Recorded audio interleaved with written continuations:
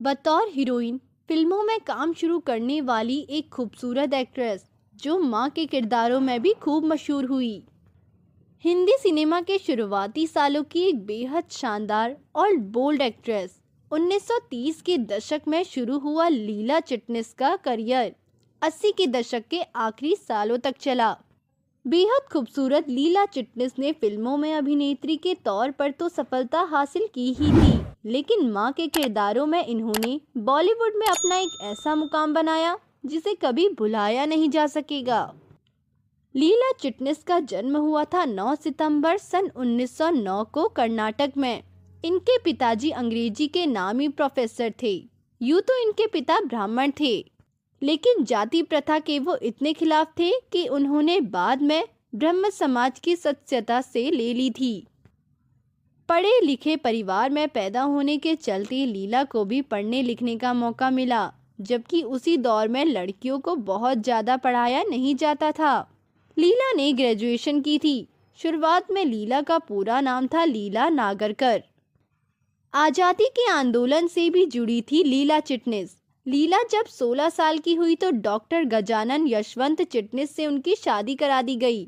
उनके पति उम्र में उनसे काफ़ी ज़्यादा बड़े थे। उनसे लीला चिटनिस को 4 बेटे हुए थे। कुछ समय तक लीला अपने पति के साथ ब्रिटेन में भी रही थी। वहीं से इन्होंने और इनके पति ने भारत की आज़ादी की लड़ाई में भी काम किया था। ब्रिटेन में एक दफ़ा इनके पति ने आज़ादी की लड़ाई लड़ने की वजह से अंग्रेजों के निशाने पर आए मानवेंद्र रॉय को अपने घर में शरण दी थी। किसी तरह ये बात पुलिस को मालूम चल गई। हालांकि पुलिस जब तक इनके घर पहुंची तब मानवेंद्र रॉय वहां से जा चुके थे। पुलिस ने लीला चिटनिस के पति को हिरासत में ले लिया। हालांकि बाद में पुलिस को उन्हें छोड़ना पड़ा, लेकिन लीला और उनके पति पर गिरफ्तारी की तलवार उसके बाद भी काफी दिनों तक लटकती रही।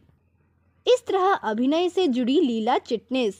स्थिति जब सामान्य हो गई तो लीला चिटनिस और उनके पति भारत वापस लौट आए और बॉम्बे शहर में रहने लगे। हालांकि फिर इनके पति से इनकी खटपट होने लगी और दोनों के रिश्ते बिगड़ने लगे।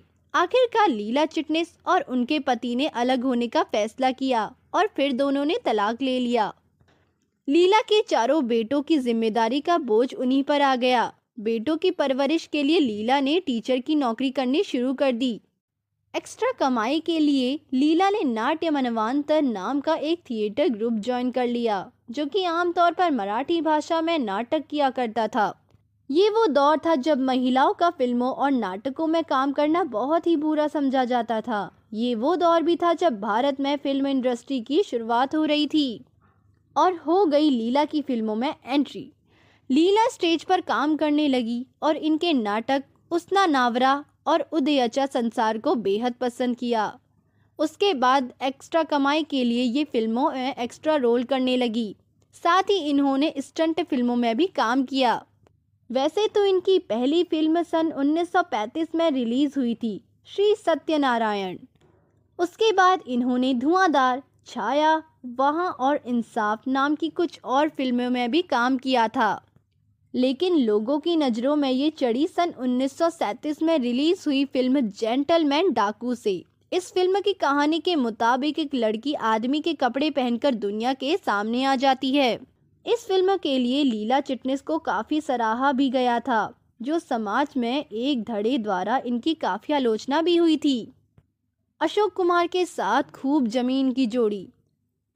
साल 1939 में रिलीज हुई फिल्म कंगन भारत की पहली सिल्वर जुबली फिल्म थी। इस फिल्म में लीला महान अभिनेता अशोक कुमार के अपोजिट नजर आई थी। इस फिल्म से ही लीला चिटनिस को बॉम्बे टॉकीज की परमानेंट एक्ट्रेस बनने का मौका मिला और उन्होंने उस जमाने की एक और खूबसूरत अभिनेत्री देविका रानी की जगह ली। फिर तो अशोक कुमार के साथ इनकी जोड़ी कुछ ऐसी जमी कि इन दोनों ने कई फिल्मों में साथ काम किया। आजाद, बंधन और झूला ये वो फिल्में थी जिसमें अशोक कुमार और लीला चिटनिस की जोड़ी को लोगों ने खूब पसंद किया और ये फिल्में भी सुपरहिट रही थी। लीला चिटनिस धीरे धीरे फिल्म इंडस्ट्री पर अपने एक छत्र राज को बढ़ाने लगी। माँ के किरदारों से हो गई अमर। हालांकि सन 1940 के दशक की शुरुआत के बाद इन्हें बतौर हीरोइन फिल्मों में लेना डायरेक्टर्स के लिए काफ़ी मुश्किल होने लगा, क्योंकि इनकी उम्र अब होने लगी थी। इनके चेहरे पर साफ नजर आने लगी थी। आखिरकार सन 1948 से इन्होंने फिल्मों में मां के किरदार निभाने शुरू कर दिए। दिलीप कुमार की फिल्म शहीद में इन्होंने पहली दफा मां का किरदार निभाया था। मां के रूप में भी लीला चिटनिस को बेहद पसंद किया गया। बस फिर क्या था, उसके बाद तो ये फिल्मों में परमानेंट मां के किरदारों में ही नजर आने लगी। राज कपूर की फिल्म आवारा में भी इन्होंने मां का किरदार बखूबी निभाया था। फिल्म गाइड में ये देव आनंद की मां के किरदार में नजर आई थी। इनका वो किरदार भी यादगार बन गया। लीला चिटनिस की प्रमुख फिल्में। अपने 50 साल लंबे करियर में लीला चिटनिस ने 350 से भी ज्यादा फिल्मों में काम किया था। इनकी प्रमुख फिल्मों में थी माँ, आज की बात, नया दौर, साधना, फिर सुबह होगी, धूल का फूल, हम हिंदुस्तानी, गंगा जमुना, फरार, दुल्हन एक रात की, औरत, नई उम्र की नई फसल, फूल और पत्थर, इंतकाम, शहनाई, असली नकली, मन मौजी, जौहर, महमूद इन गोवा, इंतकाम और मन की आंखें। 80 के दशक की शुरुआत में इन्होंने फिल्मों से खुद को दूर करना शुरू कर दिया था। लीला की आखिरी फिल्म 1980 में इनकी आखिरी फिल्म बनी माँ के बच्चे। उसके बाद से ही इन्होंने फिल्मों में काम करना बंद कर दिया।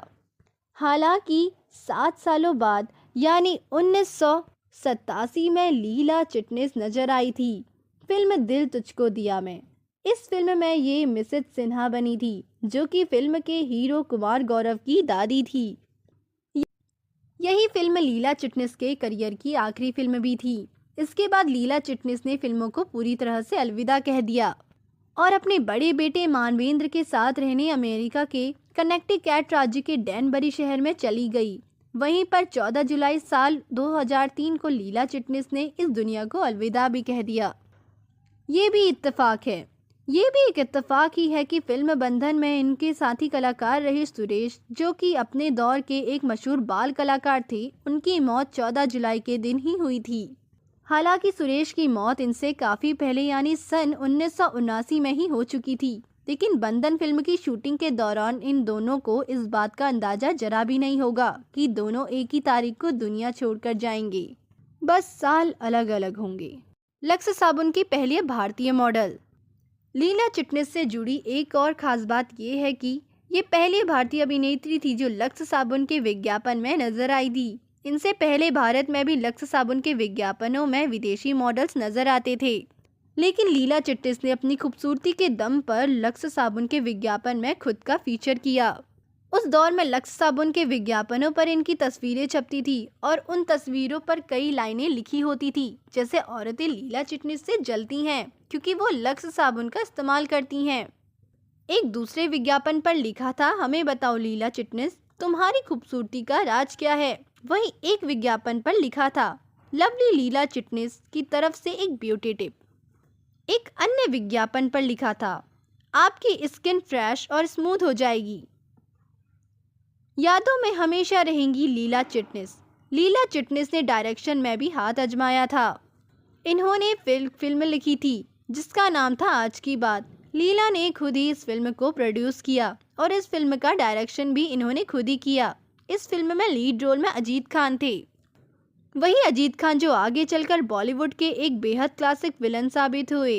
इन्होंने कुछ और फिल्में भी प्रोड्यूस की थी। हालांकि डायरेक्शन और फिल्म प्रोडक्शन में इन्हें कुछ खास मकबूलियत हासिल नहीं हो पाई। लीला चिटनिस को इस दुनिया से गए हुए सालों गुजर चुके हैं। तो दोस्तों, अभी के लिए बस इतना ही। मिलते हैं अगले वीडियो में। तब तक के लिए आप भी अपना ध्यान रखिए। Bye bye.